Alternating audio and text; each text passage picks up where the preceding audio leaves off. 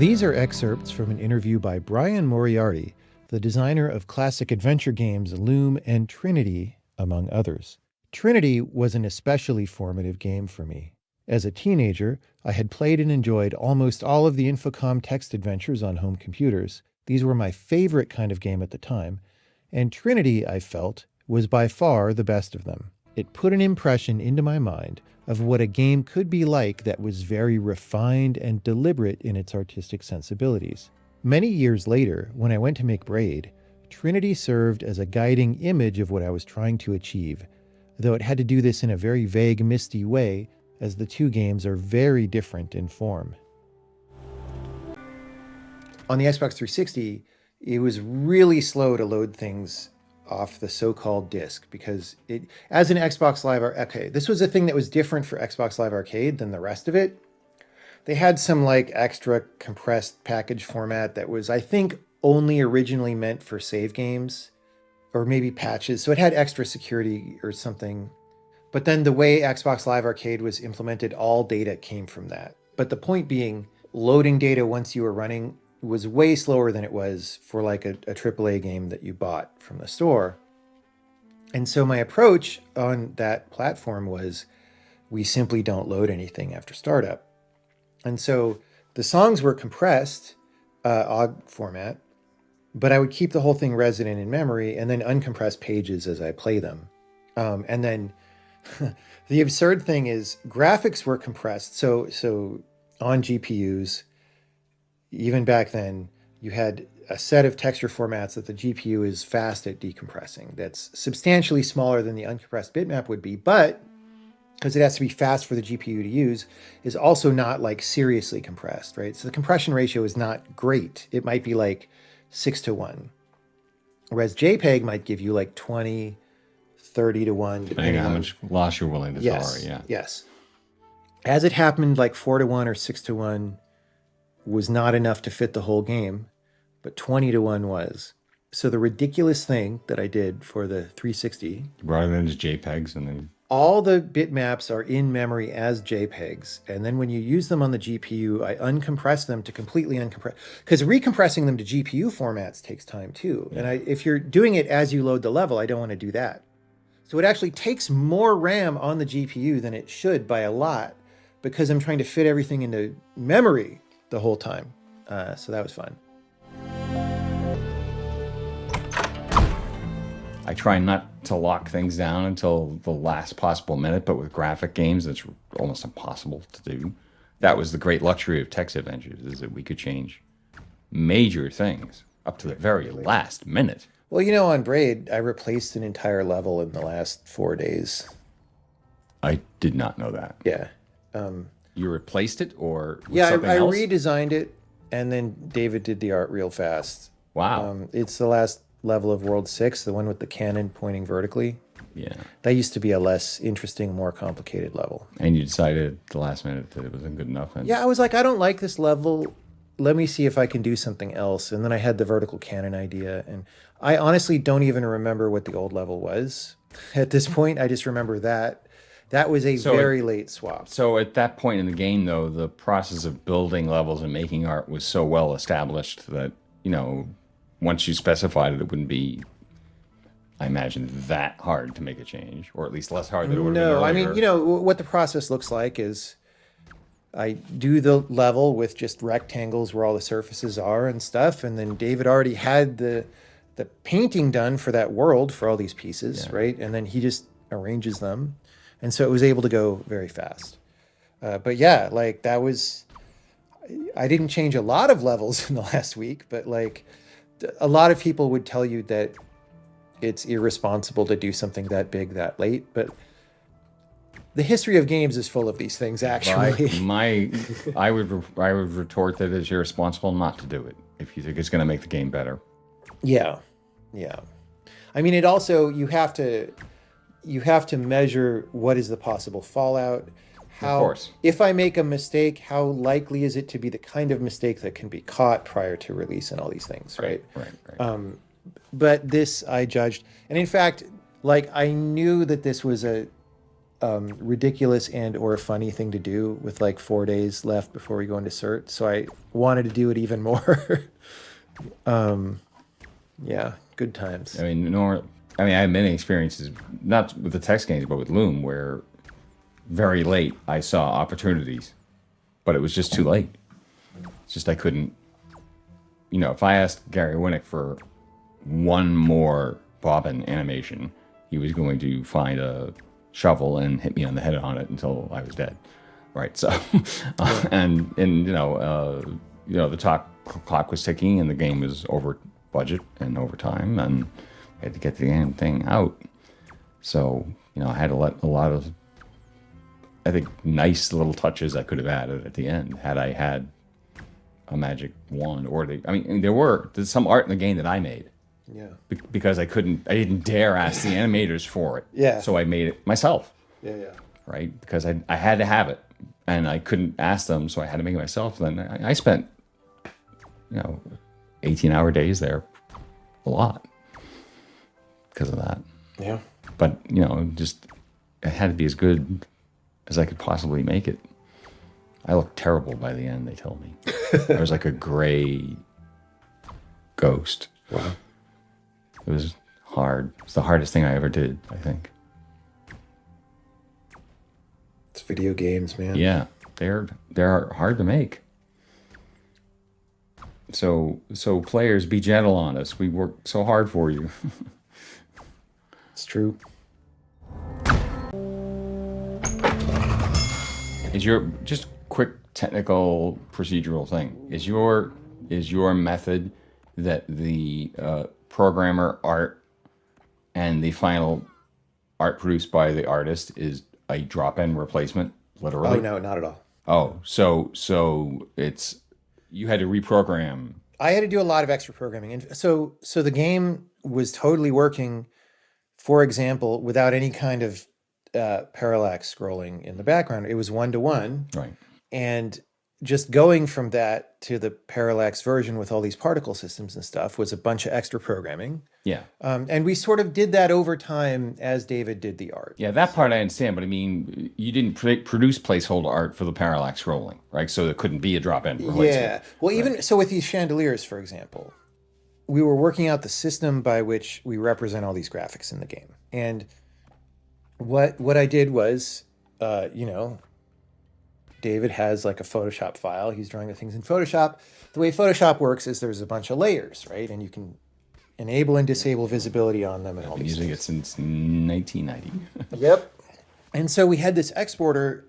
So rather than exporting bitmaps to some other format, right, we have an exporter that looks at the Photoshop file, looks at the layers, right, finds the sort of the bounding box of what pixels are set in that layer, possibly chops it into smaller pieces, both because there was a maximum texture size in those days, right, which is variable based on platform, but we could be like, well, we don't want any pieces to be bigger than 256 pixels wide or something.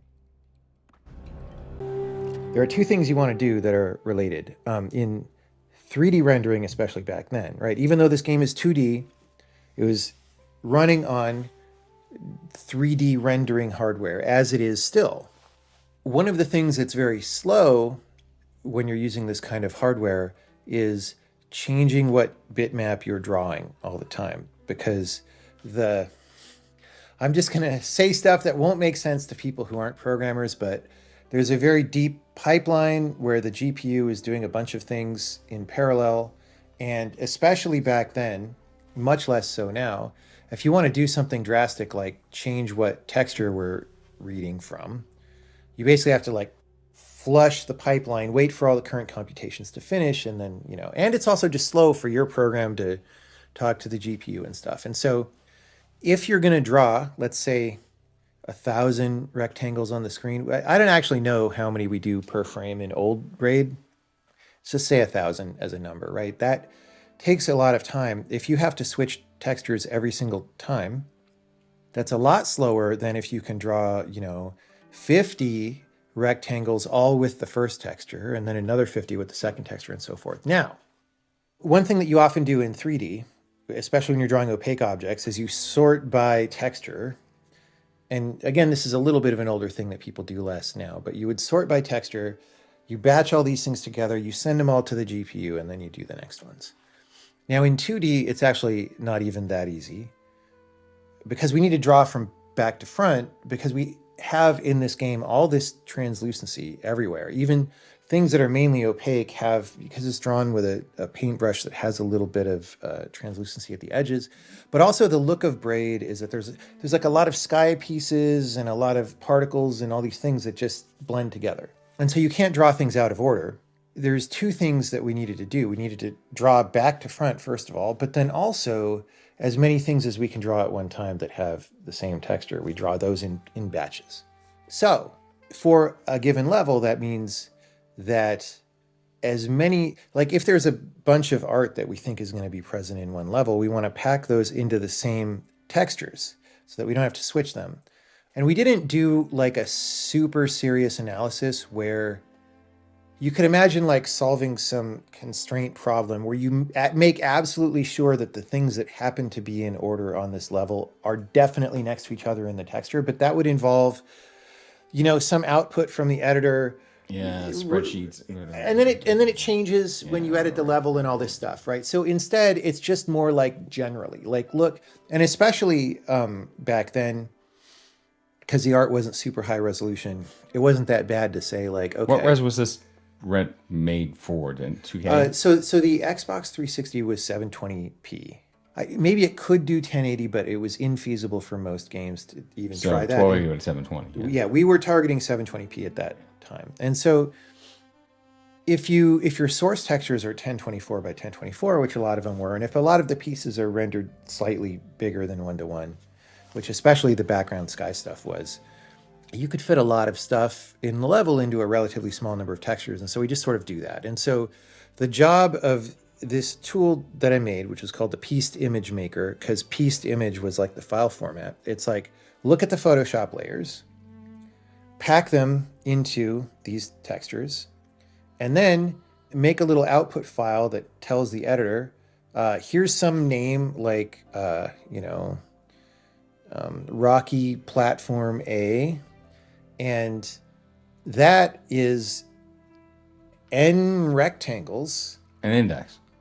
Yeah, it's n rectangles, and these are the coordinates of them In the texture. Right? But also then in like relative to some origin, right? And so then you can drag that thing around as one object, and it's like multiple rectangles. I'm sure other 2D systems probably have something similar. It's just like a thing that you want. And I'll say for people who don't know this stuff, the reason you want to do that, imagine you have a very simple shape, like a big L shape or like a corner, right?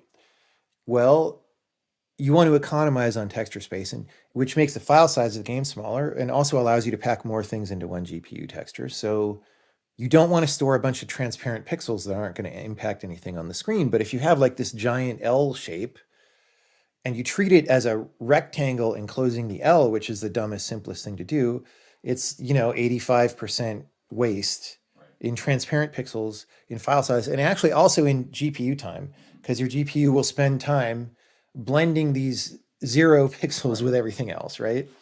And so it's a great benefit to not do that. And even more so on older computers, right?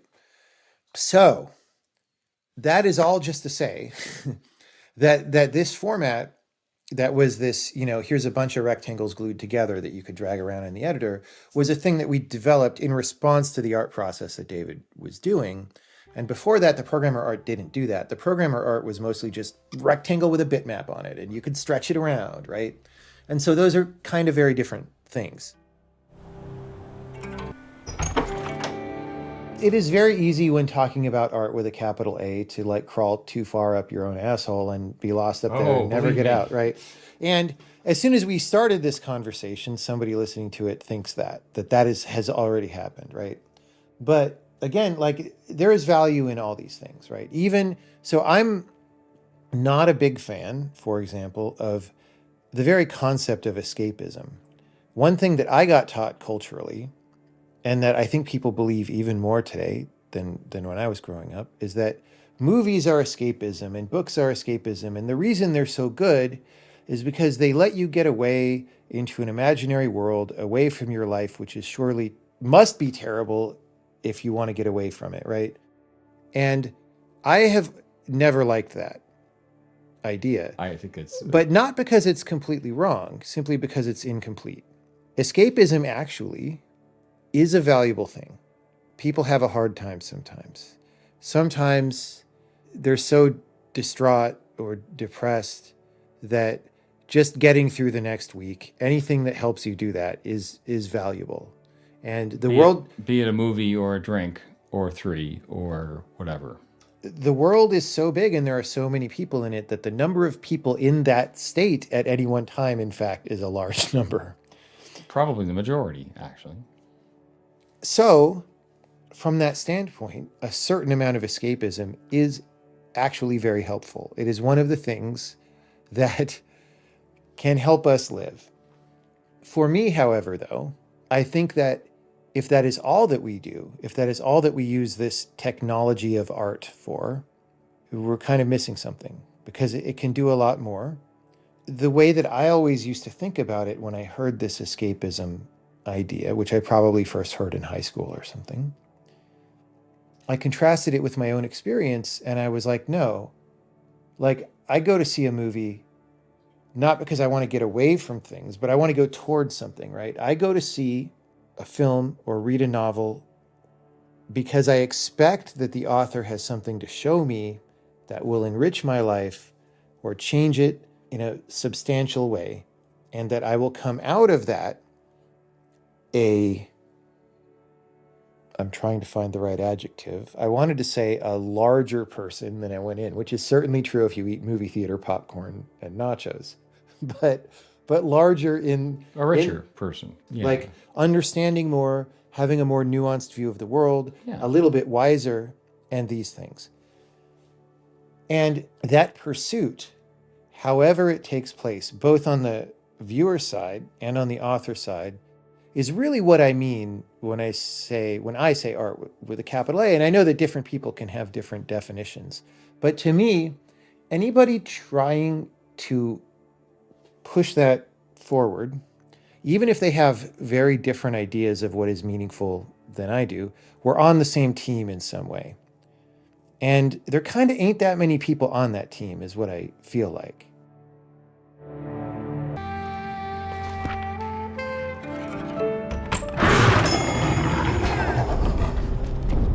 Early prototype was programmer art, and for example, those chandeliers were like the square gray rectangles with yellow balls on it. I do programmer art, Originally, as we said, they're just gray rectangles, and in fact, they would just sort of fall on the dude or not. It was like the minimum thing that you need to implement. Right. They would like change to a different sprite where the little glowy balls were like crushed or something, right? And that was also because early in the project, I was in a scarcity mindset where I was thinking the probability is that I'm not going to finish this game and I'm going to bail on it or something. So I have to minimize that risk. And like, let's not get too big about what we're doing here and just go forward, right? But as the game went on and got bigger, I was like, well, I would be disappointed if we didn't do this or that.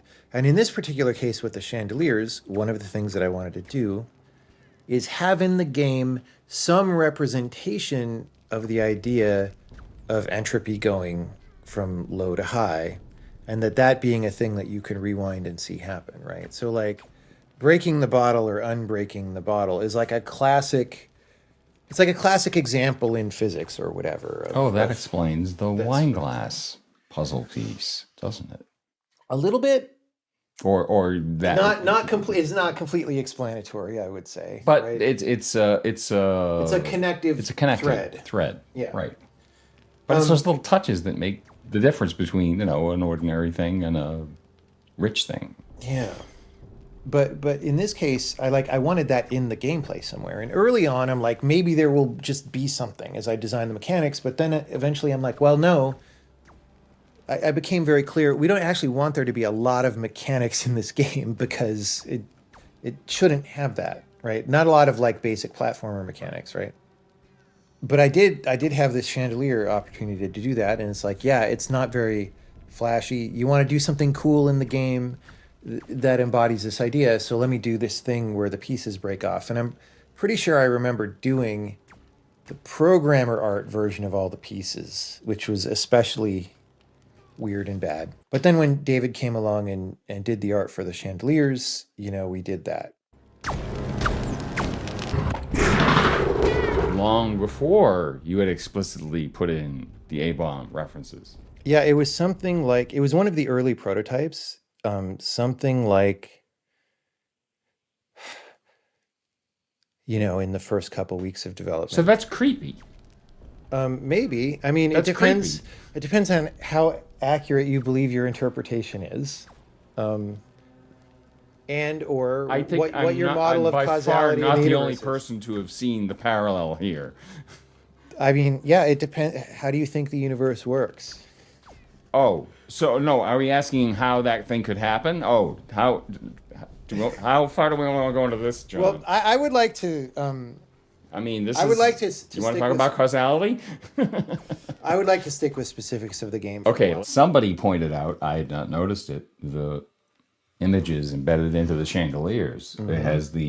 It has a figure, a woman looking at two men on either side of her, kind of in a repose, very similar to the Andromeda pose in some ways. Well, one thing it does is when the chandeliers break, there is a clear separation between the man and one of the men and the woman and the man. There's a breakup. There's literally a breakup there. So you're using your personal relationship metaphors brought in even here. Yeah. Right. So that's cool. I don't know when you. I mean, so was that who put that in? Did you tell the artist put that in? I feel like David did that without prompting from me, but you also have to remember he was working on the game for a long time and knows what it's about. Yeah. So I feel like that's one of those things where he did that, and I was like, yeah, that's good, maybe. But again, I don't So I promise. understand this. You have 20,000 decisions to make a day. You don't kind of remember the whole chain. Yeah. I actually could probably, a lot of this correspondence was email, because he was working remote for the majority of this, but we did meet once in a while in San Francisco and work. So like, it's quite possible that this discussion happened in person too. But I just wanted to point out to the listeners who may not have caught what I said there. You claimed that the A-bomb stuff was a late edition, yet this was an early edition, and to me, at least, the parallel here, the visual reference is pretty easy to see.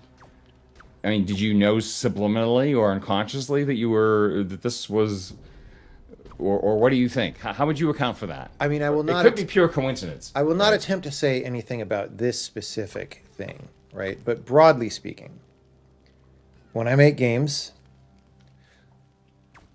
it may have been on your mind, and okay, in the same way that, okay, if you're a player of a game, in the same way that your subconscious mind, whatever that is, helps you solve puzzles, however it does.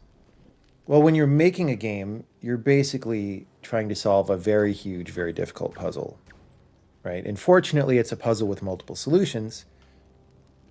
But some of the solutions are a lot better than other ones. And in any case, it's very hard to solve because of all the pieces and how they connect together and the ramifications of moving one thing on the other things. So because it's a big, difficult puzzle, we should not be surprised that you wake up in the morning sometimes and know the answer to something, or maybe you used to think something was the right decision, and then one day you realize, I haven't really thought about this in a while, but I'm pretty sure that's the wrong thing to do now, and I should instead do this other thing, right? That happens with me a lot, right? And there's two opposite ends of a spectrum. On one end of the spectrum there's a very well-defined situation. Like I have a certain scene in the game, and it's got these chandeliers in it or something, and whatever. I need to figure out how many hit points the boss should have. What's the right answer there? It's a very specific, well-honed in scenario. So Sometimes you think through that rationally, like, oh, you know, if he has 93 hit points, that seems very tedious, right? And if he has one, I can't do the game mechanics, right? But in some of those cases that get more complex, intuition for me plays a role for sure. Now, the other end of this spectrum is just deciding what to do when you're in an open ended situation. It's like, I don't know what goes here at all. Like, I have to figure out what is a good game going to be vis a vis this thing. Like, imagine that you have the beginning and the ending of a game, and like, okay, what's the middle? Right. That's a really big question. That's exactly how I design my games, Yeah. with the beginning and the ending, and I have to. Oh, I guess I need the middle now. Yeah. How am I going to get there? But that's such a big question, right? Yeah. And for me, that's when intuition especially comes into play, because the possibilities are so big and so disparate, you can't really think about all of the No. possibilities. I call this the dividing infinity problem. Yeah. And this is something that probably every artist in every medium has to do. Like, how do you decide what to do? And what not to do. Yeah. Yeah. We discussed a case where David came up with the details of how to handle chandelier breaking visually. And these details involved some thematic elements. And I hadn't planned those out ahead of time, and I accepted what he did. This might sound like I'm not very deliberate about what goes in the game, but actually it's a good way to illustrate how my job as game director actually works with regard to disciplines that I don't do the hour-to-hour work of myself, such as graphics and sound. Games can be big and complicated. I found that in general, I can't myself have enough ideas to fill out the whole game, because when you want high-quality work containing painted art, or sound, or whatever, well, part of something being high quality is that it has ideas in it. And because I'm not a practitioner of these sub-disciplines, it is hard for me to have these ideas a priori. And if I did have all the ideas, that might be stifling for the people doing the work, because they would have no way to bring creativity to bear. And if there's no creativity involved, you might have a hard time finding good people to do the work. As the games I do have gotten bigger, this has become increasingly true, that I can't have all the ideas myself. So what I do as director is to filter the ideas. My job is to have a very strong image of what the game is trying to be in terms of mood and overall feel. And when ideas are compatible with this, they go in. And if they're incompatible, well, we have a conversation about how to revise the work to better fit the overall picture. In this role, my job is to check ideas and sometimes, maybe frequently, to say no. And I've learned that it's very important for me to say no when things are not quite right, otherwise the game can suffer. In the case of the chandelier, everything went very quickly because the work that was done cooperated with the overall picture of the game and helped support its major themes. So I could just integrate David's work directly without revision. Sometimes things don't go so well, and it's best to catch those early before people do too much wasted work. Because if things go far without being checked, and then you decide, hey, we have to redo large amounts of stuff, people can become pretty unhappy.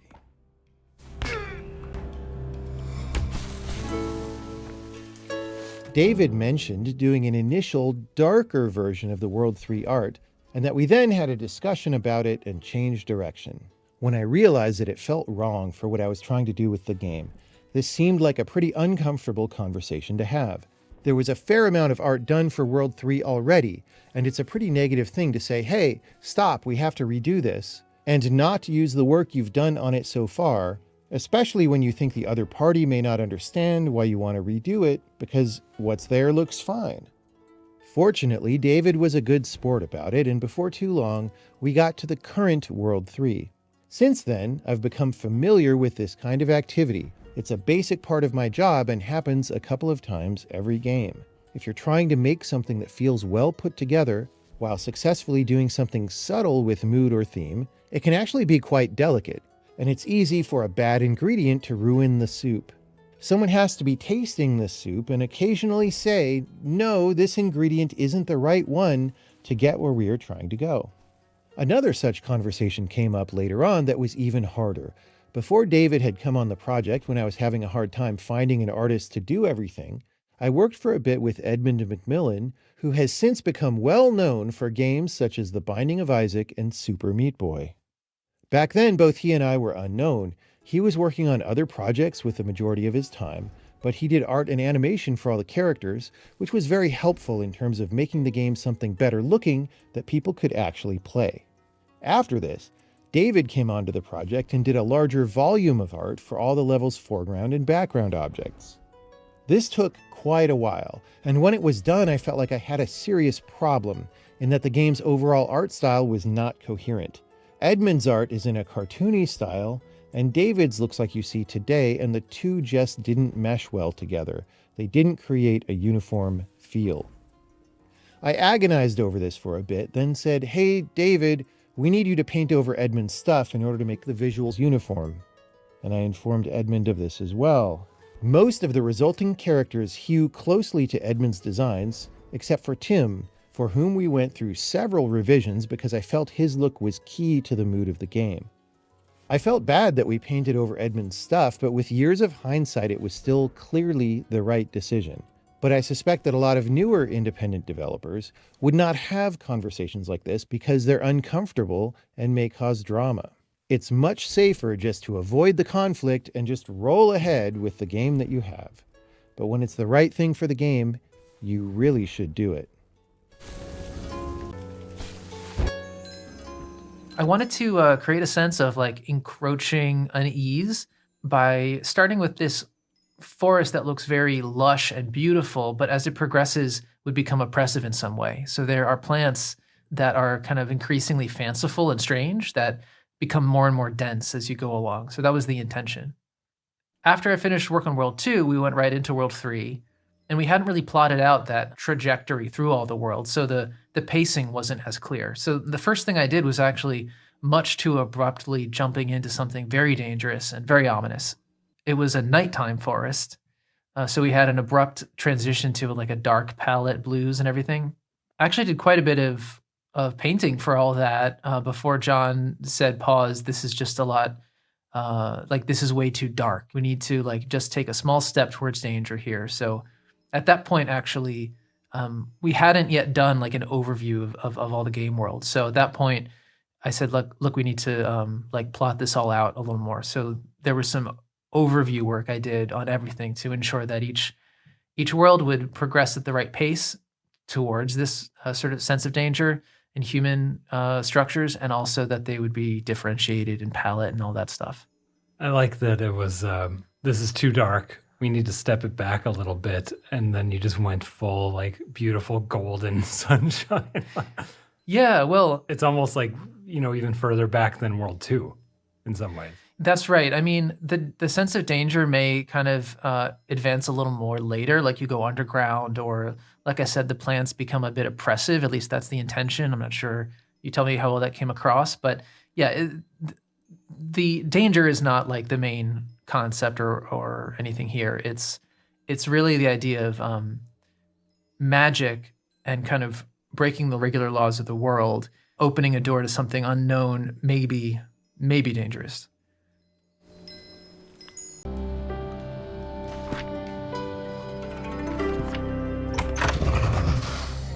So then with the monster was programmer art. And in fact, the name, if you go in the code, the name of that monster is Gun Boss. And the reason he's Gun Boss is because early on, when you're just making a game and you don't know what it is yet, you get excited about I get excited about wacky ideas like, hey, wouldn't it be funny if this game like had a big dude with a gun in it, right? And then I started thinking about that, and I kind of didn't want to program a big complex guy. I mean, he was in the game for a while, again, similarly as like, he's a texture that moves around and you drop the things on him and he runs out of hit points and dies with the HUD squares. Yeah. That was all playable for a long time. And then I think while he was still programmer art, I got the idea to put the horns on him. I'm trying to understand the concept here. So the point is he has 5 hit points. And there are 5 horns. Yeah, and every time you knock him with a chandelier, one of the horns flies off, and when he runs out of horns, he dies. That's great. Okay, yeah. That's simple.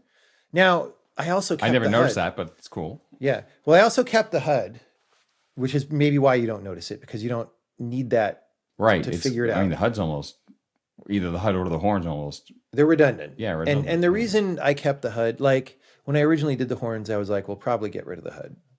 And then I People didn't might want not to. notice the horn. Well, I didn't Well, notice yeah, the horns. well, exactly. Right? But you might have noticed the horns if the HUD wasn't there. Right. But it was just one of those things where I was like, No, it makes also sense. the initial spirit of the game, like I thought it was funny to have a HUD like that. That's like, this is happening now. And I just kept that. It was like a flavor note that happens once in a while that I just kept. It's a nice way of putting it. This is obviously two redundant elements. So you should either have one or the other. And in fact, if I were being stern about game design, I would normally say that. Redundancy is not necessarily wrong. It is if you want. It can be a reinforcing thing. It can. It can. Anyway, so I put the horns on him, but he basically was, okay, so originally, like in my imagination, before I ever built the dude, he was like probably some dude standing around and he would like aim his gun around and the gun was probably like a big thing. And then I'm like, I don't want to program that right now because I have more important things to do. But also, you know, if you're trying to hit him with chandeliers and stuff, you kind of want him to be close to a sphere or a circle. And the reason behind that was because the collision code, right? So these monsters, for example, if you sort of think about what's the circle that roughly approximates their shape, that's what the collision code is testing against. And so you want the visuals to be as close to that as possible. Otherwise it feels weird. Like, oh, I'm hitting him when I shouldn't, or I'm not hitting him when I should, right? And so then I thought, okay, maybe this guy is just a bigger version of one of these littler monsters. He's like got big and fat from living in his throne room or something. And Or he's the boss. well, he's the boss, yeah. And then instead of having this gun that spins around, I also thought about like, okay, where do the bullets come out if you have this gun that's changing angle? And can players deal with that? And do you have weird scenarios where if you're inside the radius of wherever the barrel edge bitmap is, that you don't get hit by the things, and then if you're outside, yeah, you right. do. I didn't really want any of that, so I'm just like, you know what? He's gonna just shoot shots out of his mouth, right? So it was this process of simplifying the guy. Now the specific look, I think, was developed in large part by David, because the thing that I drew certainly didn't have many appealing properties. But we talked over some stuff, like how do the horns work? In the original one, it's just like horns stuck on this guy. I mean, what are they? Do the horns go into his head, or are they on the helmet? And like, there's weird consequences of thinking about that either way. You know, he's wearing armor as an indicator that, you know, he's tough, and it makes the character of the, well, you may think about who else in the game is wearing armor. I was going to bring him up later. Yes. Others have noticed the distinct resemblance between this creature and the knight who appears in the final level. Yeah. And so, you know, we had these discussions and balanced these factors and came up with the design. Which, considering the atomic bomb interpretation of this thing, is a rather interesting thing to do. What does that telling imply? you how it went. Yeah, but what does that imply, John? I mean, the princess is running into the arms of what? You know, the game is what it is, man. Yeah. So okay. That's a non-answer. So that's okay. It's like, you don't have to. Some of these things don't have answers. It's something the listeners have to appreciate. they're not, you know, there aren't answers not that I'm going to answers. verbalize. Oh. So you actually have something in mind there. It's not. What I would say is the specific question that you just said is not exactly the way that I think about it. Okay. Here he's doing his famous cagey act, people.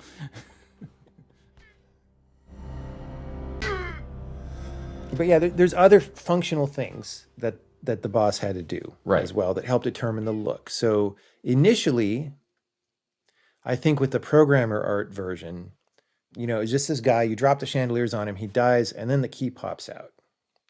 That's bad game design, because like if there's something you need to do to proceed forward in the game, which you do here because the door's locked. You can't get out of this level. Most of the game you can walk through, right? But these levels, you cannot exit them by walking on the right unless you beat the boss. So they're the few choke points in the game, which is part of what makes them dramatic as well. Like if you could just walk past this boss, he's kind of lame. But so if you need something to proceed and the game gives it to you arbitrarily in response to something you did not expect, then you're not really proceeding intentionally through the game. That's like, broadly speaking, a not very good thing for a game to do. Right. Yeah, Ron Gilbert makes this observation in his criticism of adventure game designs. Yeah. Finding the answers before the problem. Yeah. Right.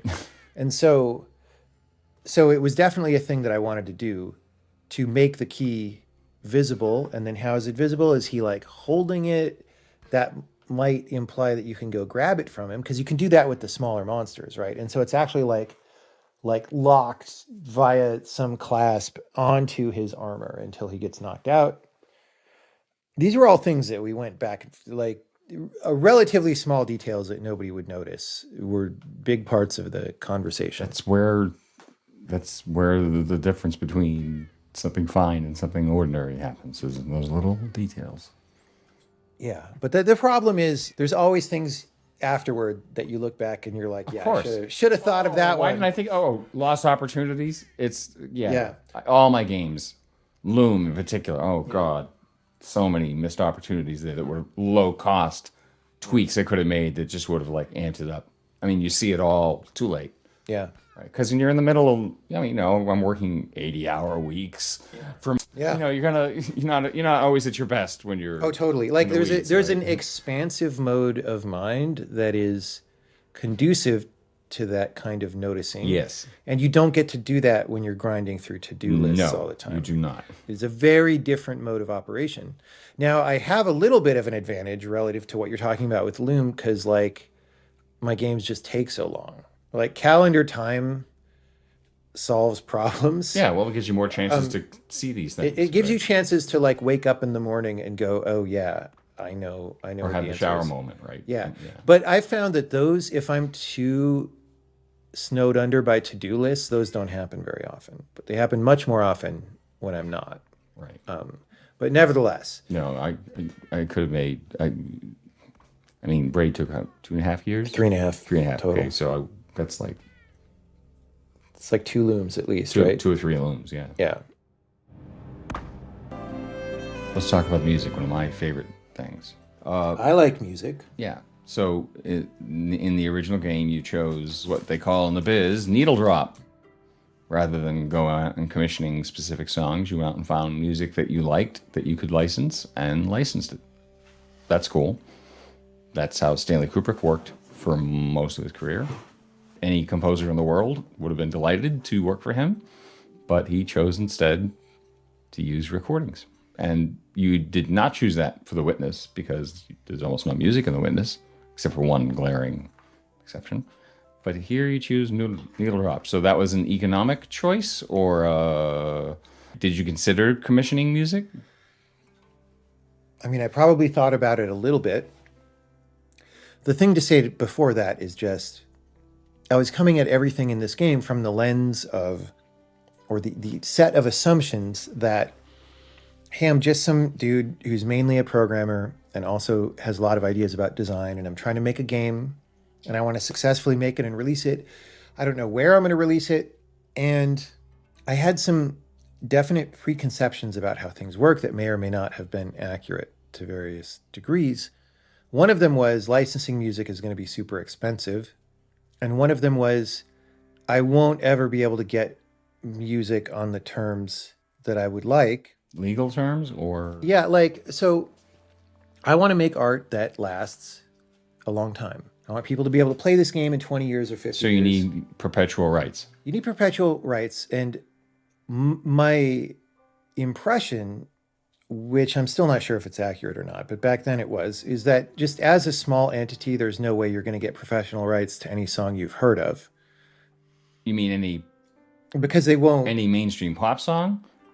or just any music at all. Well, here's an interesting thing. Because there are companies that sell perpetual rights to, like Sound Dogs or many other. Oh yeah, that kind of stuff. Yeah, fine. I mean that's plentiful, and then you have full control over that. So let's go back for a second, right? Aesthetically, in the game, right? I'm going into it. I'm saying this is an art game. Aesthetically, in the game, right? I'm going into it. I'm saying this is an art game. What does that mean? What do I want to bring to this game that hasn't been seen or isn't being done or that is atypical of other games? And there were a lot of different categories of answers, but some of them are broadly aesthetic. So for example, if you go back in time to older platformers, they have a very tile-based aesthetic because that's what you can do on an old computer. That was their architecture. I mean, yeah. You have a limited amount of memory. You maybe can't even address every individual pixel depending on what kind of system it is, right? But some of the handhelds, that's certainly true, yeah. And so that means things look a certain way. Well, now we're in a year when, that year being 2004 or whatever, when like those resource constraints no longer apply, and yet a lot of games are still descended from that aesthetic still. They're like influenced by it and carry it forward. So I was like, I don't want to see the same thing stamped out 5 times in a level. And for the most part, we avoided that. So one example that people probably usually don't notice, we've discussed this Monster Hunt level where there's little monsters on the top HUD, and as you jump on their head, they get X'd out, right? Both the individual monsters and the X's through them are all different bitmaps. Whereas in an older game, they would be the same bitmap, right? And that's a very simple example where a lot of people would just go do that. Like, oh, we need a HUD. We need to put 5 or however many. It might be 6, actually. But however many monsters there are. Okay, bam, bam, bam, bam, bam, done, right?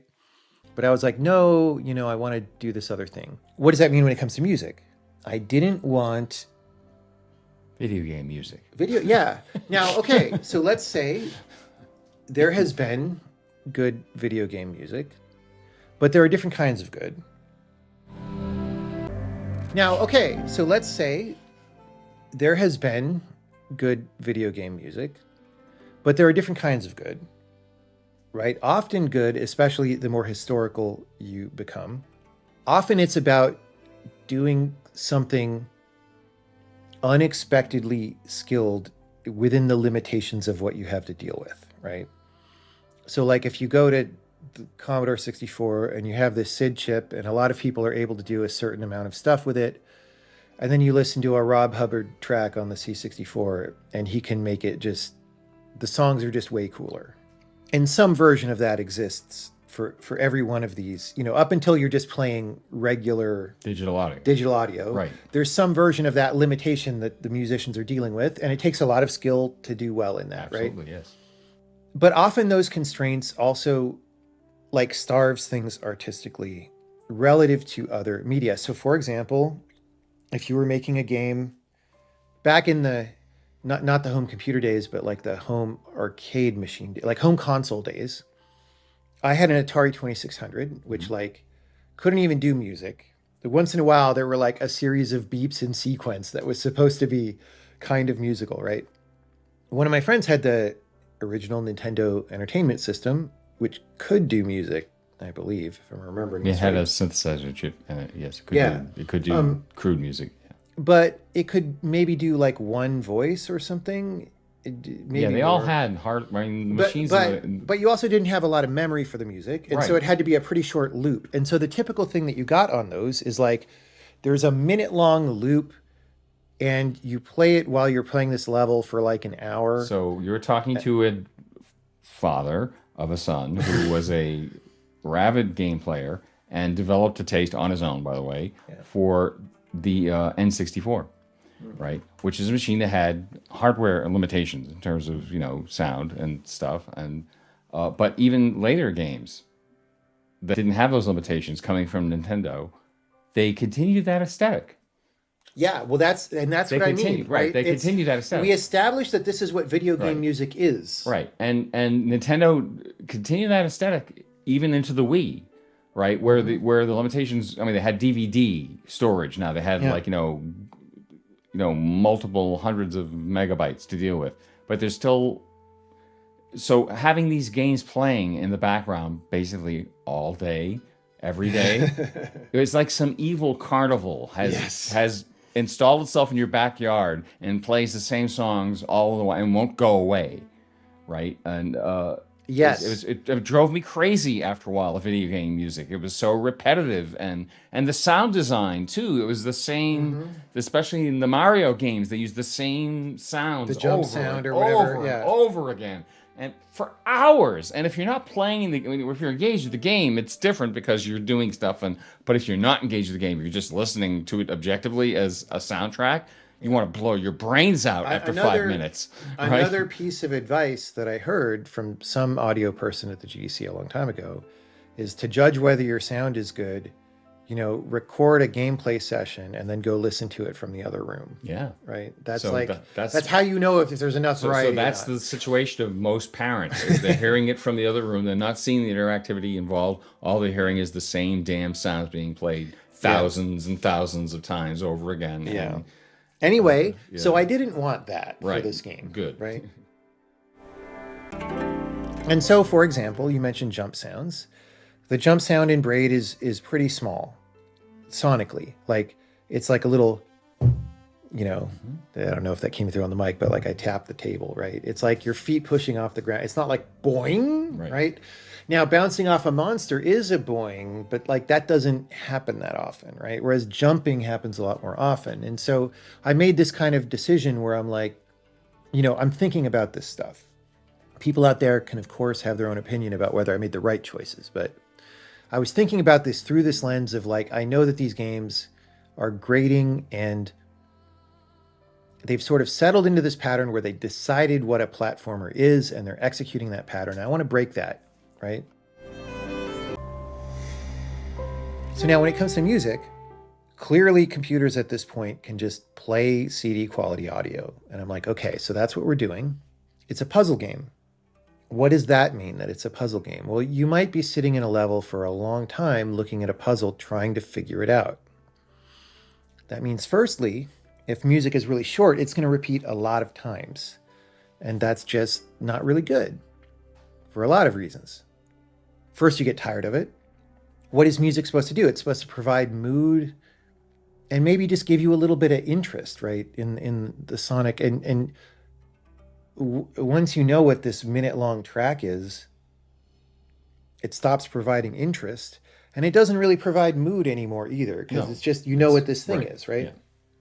So, okay, what did I want the music to be? There's lots of examples of what don't I want. That doesn't, what the game should be. So what did I want? Well, I knew I wanted this game to be very emotionally unprotected and not, like there's a way in which you're doing a professional polished game or product in general. There's an emotional hygiene that comes along with that, in the sense that there are ways that it's proper to be when expressing things in the game, and there's ways that it's not really proper. Can you give an example? And that's subtle. I'm thinking of like straw man examples that maybe aren't going to be that informative. But instead of proper, let's pivot for a second to personal versus non-personal, which is not the same thing, but related.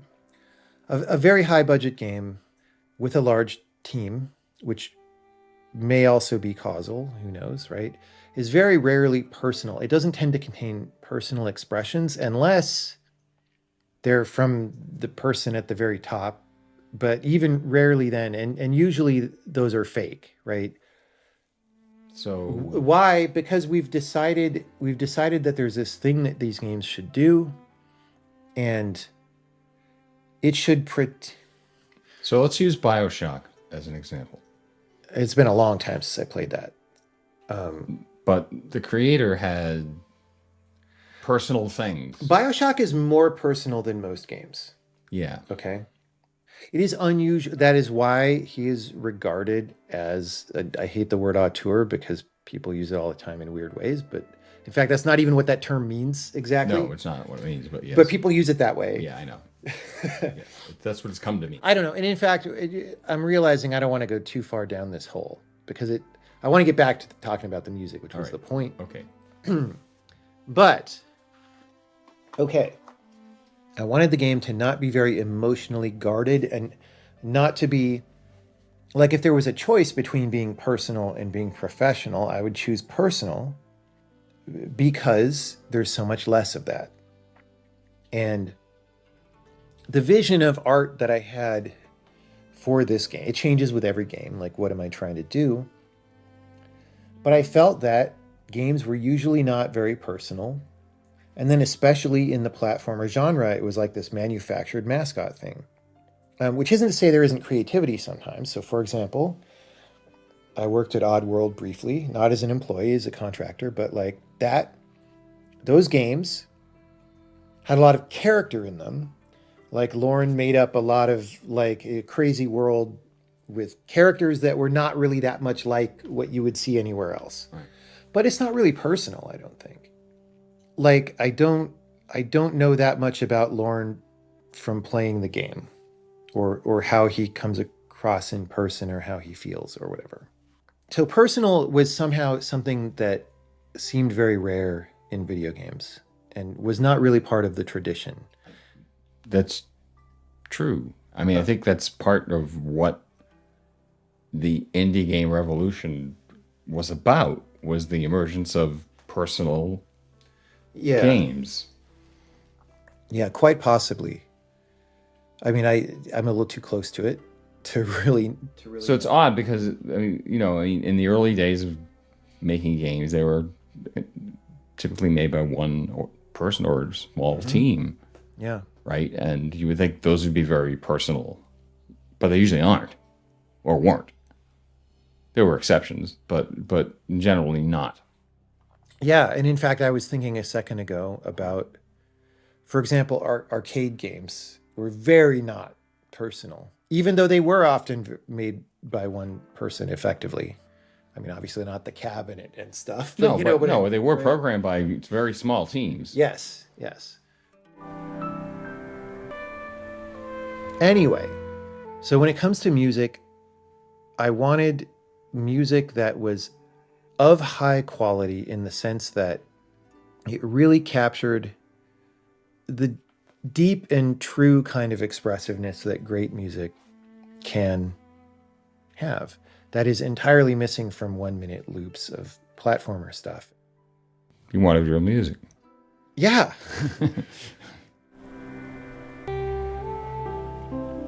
So one of the things about the game, we've already said, wanted to feel kind of painterly, kind of analog, expressive. It's not a bunch of tiles. And there are places in the game where you would normally, traditionally, just splat out a bitmap a bunch of times, aside from map tiles. So for example, 2-3 is the monster hunt level, where there's like a HUD on top that says hunt, and there's icons of monsters, and you jump on one and it crosses it out. Most games of that time and earlier, there would just be like a monster HUD bitmap and an X bitmap, and you just draw those. Yes. And in fact, if you look closely at that level, all of the 6 monster icons are different. Okay. And all of the X's are different. Okay. Why? Because it feels a little bit better and it's more in the spirit of the game, right? Okay. And so that is the kind of thing that I was doing and wanted to do, see. Right? Okay.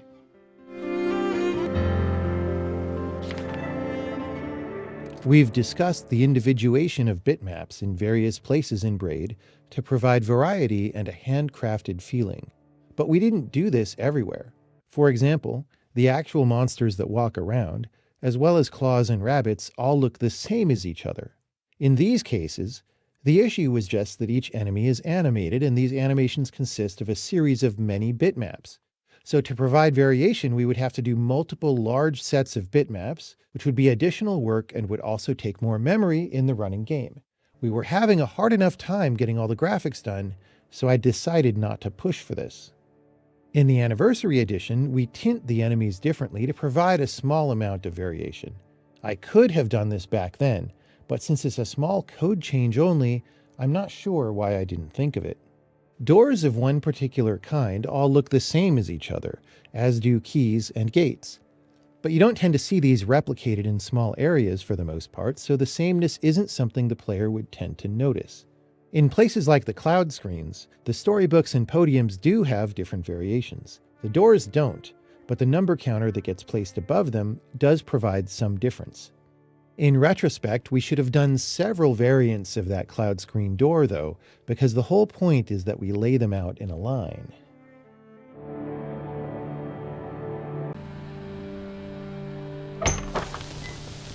We didn't compose new songs for the new edition because I don't think it's necessary and because it's also too big of a change. I don't want to change what the game is.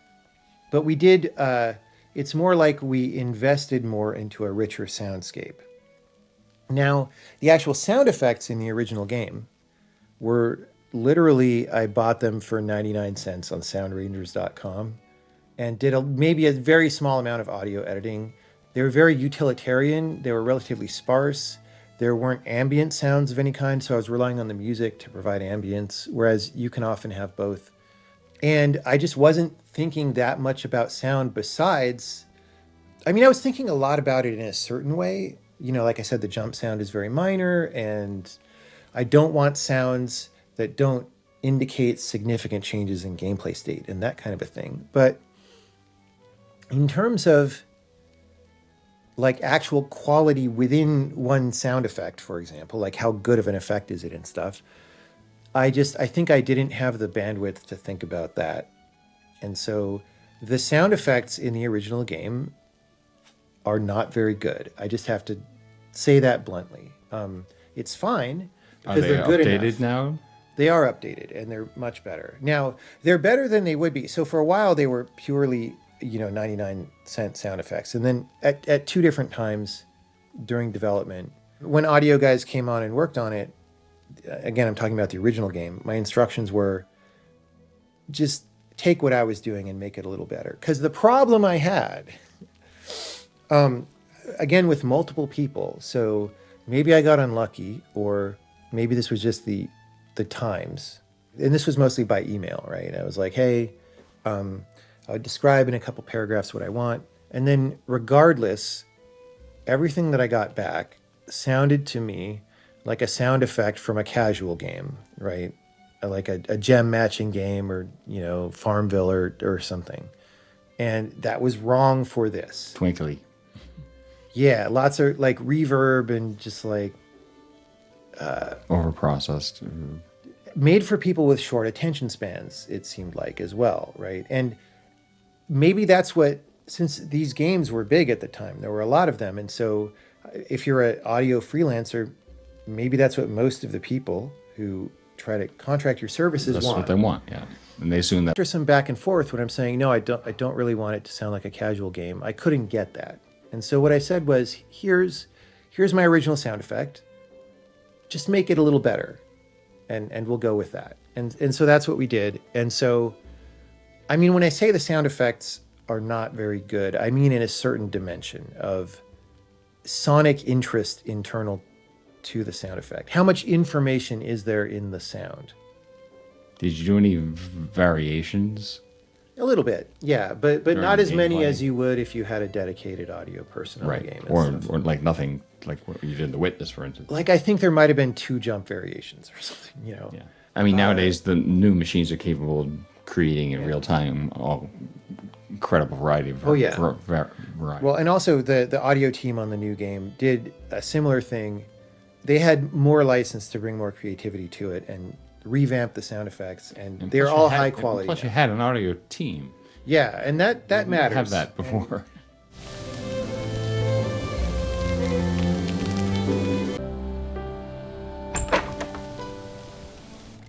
one of the worst, I played a game recently that did this. I don't even remember exactly which one it was. I rage quit the game because it was a puzzle game, platformer, and I'm sitting there trying to solve a puzzle. And okay, one thing that platformers classically do is that the mascot or whoever has an idle animation, right? After you stand there for a while, it's a way of just having the game respond to you a little bit, making the character feel more alive. So typically, if you don't move for some amount of time, we play this animation. How long is that time? Your choice on that as a designer kind of determines what attention span you think your player has. Well, okay, and the size of the animation, which we'll get to in a second. But like, if you think people are fine sitting there for a minute, typically 2 minutes, and then the guy does some idle just to provide atmosphere and a little bit of character, that's one choice. Or maybe you're like, oh man, I really want people to see this idle animation. It's cool. Let's fire it off after 15 seconds so people see it a lot, right? That's a different choice about what your expectations are of the audience. Now, suppose you have an idle animation that fires after some amount of time that is approximately the amount of time that it takes to take in all the elements and start thinking about the puzzle. And then also suppose you have one of these like chiptune aesthetics and you attach a really obnoxious sound effect to the idle animation. So that every time I start dropping in and thinking about the puzzle, right then it's like, like whatever noise it is. And the dude's like looking at you like, what? You know, often these mascot animations are obnoxious. They're like shrugging or like, I don't know what to do or whatever, right? Like famously, this isn't really a platformer, but famously like the idle animation in MDK. Do you remember that game? No. Okay. Well, it's like an over the shoulder, like kind of shooter game or whatever, but it's over the shoulder. You're seeing your character from the back, and the idle animation is like the guy looks and turns around and like whatever, because that was the way that you could see the front of the guy's face, except you couldn't see his face because the idea of the game is he's got like some sniper helmet with like a big Pinocchio nose where the bullets come out. I don't know. It is a weird game. Okay. Anyway, so that particular game I was just complaining about is new. That didn't happen back in the Braid days, but I had that idea that I didn't want to do that stuff.